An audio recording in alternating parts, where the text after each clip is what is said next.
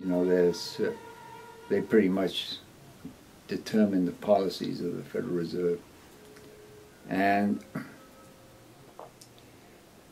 of course they do talk to the Treasury, but essentially the orders they get are from their note holders.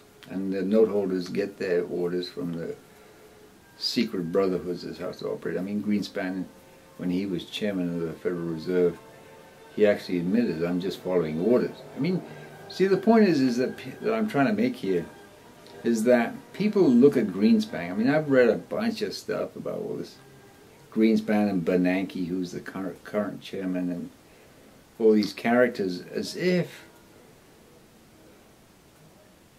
they were stupid, that they didn't know what they were doing. That's not the case. They knew exactly what they were doing. Now, the point is, from a perspective of somebody who thinks that we should have a fair and just system with a level playing field, yeah, they are being stupid, but that's not what their intent is. Their intent is not to have a level playing field of justice and, you know, where everybody can reap the fruits of their labor without being robbed left, right, and center. No, the whole purpose of the Federal Reserve is to rob the not just to rob the American people, but it's to rob the entire world. And they've succeeded in doing that. Because when you print up money the way they have, and I'm in different areas of this particular episode of, I'm going to put up a couple of graphics, and one of them shows what's happened to the purchasing power of the dollar since the inception of the Federal Reserve. So, you know, it's a graphic illustration of that. And the other one is a graphic of a cartoonist illustrating very graphically and very vividly the nature of the Federal Reserve. Yeah, it turns out to be an octopus. But you'll see the graphic when I put it up there, you know, on one segment or other of this particular episode. Now,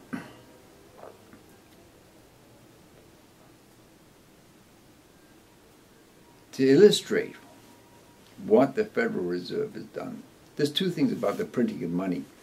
Essentially, the way, you know, one of the operations they do is that they have what is called the prime rate, and they have a discount rate. This is an interest rate. And when they inject money into the banking system, because every bank in this country, I think there's only one bank in the United States which is not a member of the Federal Reserve System that I've come across. I think it's located in Orange County, I think. And I don't remember the name of it. But what they do is just, today of course, it's just all done electronically. You know, the Federal Reserve person sits at the keyboard, and this bank wants to borrow, you know, $100 billion. So he opens up the bank's website and goes to its account and types in $100 billion. That's how the money gets in there. And then the Federal Reserve charges that bank the going prime rate or discount rate, you know, which may be 2% or 3% or whatever it is.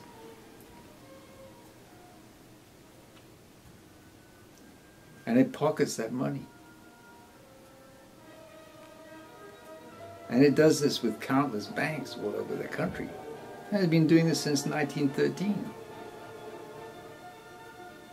And on the particular website that I originally found these note holders, it's jsmindset.com. The person who put that up there said that by his estimation, the Federal Reserve averages a profit of $10 billion a quarter. And that goes straight into the pockets of the note holders. So it's hardly surprising, since it has been going on since the last 98 years, that those note holders and, you know, their principal, shall we say, stakeholders, have amassed literally trillions of dollars. I mean, the Rothschild fortune is in the hundreds of trillions. The Rockefellers in the tens of trillions. The House of Windsor probably in the hundreds of trillions. So, but this has been at the expense of the rest of us. There would not be a third world without the Federal Reserve. Of course, the Bank of England, you know, the British Empire before that, they engaged in the same kind of activities. I mean, the whole thing was exploitation of the Indians and the Chinese and the Africans and the South Americans. And that's why those countries became third world countries. If you want to read a book that's more about the 20th century than it is about the history of the British Empire with regard to its exploitation of the rest of the world and sending into subservience and poverty and malnutrition literally hundreds of millions of people in the billions of people around the world. The 20th century version of that, which is the federal government, is documented very, shall we say, because it spells out in no uncertain terms the deliberate policy of the federal government of the United States, and that means those people who run it, which is the banking system, has exploited the rest of the world for their own benefit. And that includes the rest of American people. Okay, so to give a kind of a graphic illustration of all this, if your grandfather, living in 1920, say, which at that time the price of gold was $20 an ounce, if he'd had the shall we say, the prescience of mind to buy 5 1-ounce coins of gold for a cost of $100 US, and he put that in a safety deposit box along with a $100 bill, and he'd locked it up and put the key taped to the side of the lockbox and written on the top of the lockbox, which was to be kept in the possession of the family at all times. He said, this is not to be opened until November the 10th, 2011. So you happen to be the the grandson of this, in this family in which your grandfather had put this lockbox away.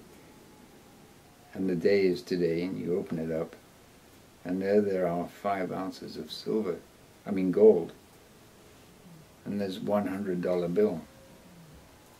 Now, if you looked up this price of gold today, they are, the 5 of them together, let's call it 1,700 just for easy math, $8,500. So you have a purchasing power of $8,500. And you have a $100 bill, and that's all that will buy is $100. Now that's a very dramatic picture of what the Federal Reserve has done to the dollar. And it's been deliberate, because this is known as eroding the purchasing power of the dollar. Is the same thing as saying that the purchasing power of the dollar has been inflated away, such that the purchasing power of the dollar today is 2% of what it was in 1913, the day that the Federal Reserve was inaugurated by law. And this has been a deliberate policy. The concentration of wealth, well, not wealth, riches, because wealth has got nothing to do with money. I'll get into that later. But the concentration of assets by a very, very few individual people, if you could call them that, such that today 1/10 of 1% of the world population owns 90% of its assets.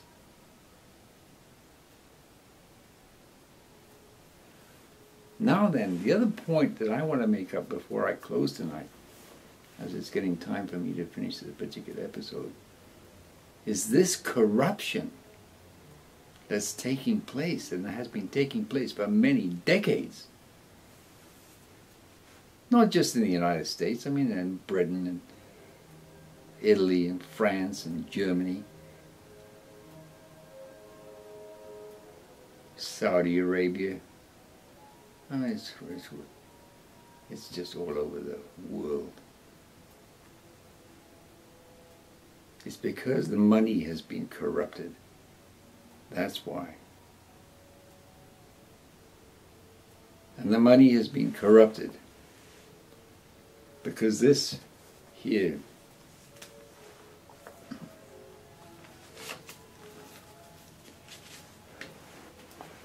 has been the weapon that has been used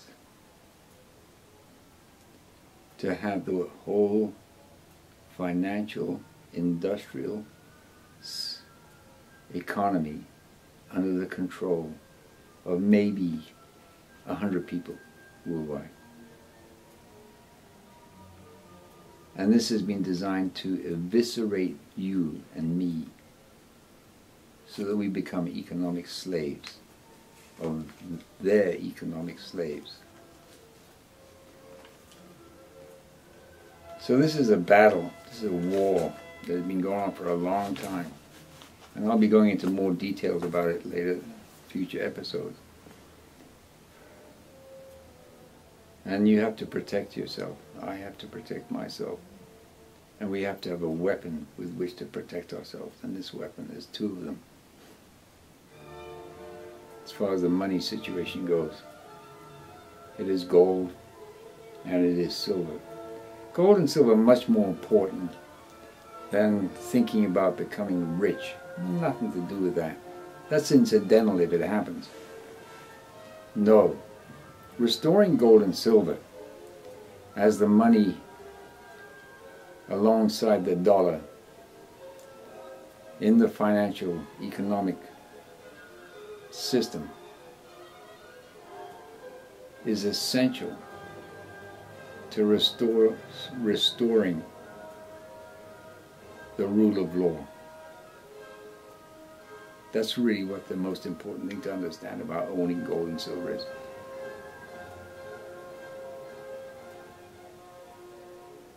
Because the nation state is collapsing, and there's no doubt about that.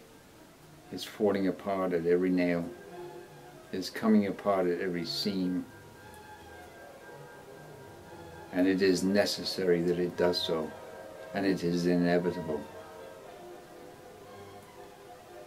So what we do as individuals, and we talk to this to our families and friends if they have open minds and open hearts and open ears, and you tell them about it, that they got to do two things right now. Start eating whole grains and vegetables according to macrobiotic principles, and start buying as much gold and silver as they can possibly lay their hands on, and they store them in their personal possession, because if you don't have it in your personal possession, you do not have it. Period. All right.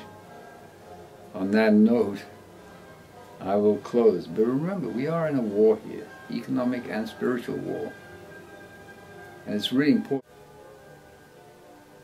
And I'm hoping you're having a very good day, and a good night, and a good evening, and a good morning. Thank you very much.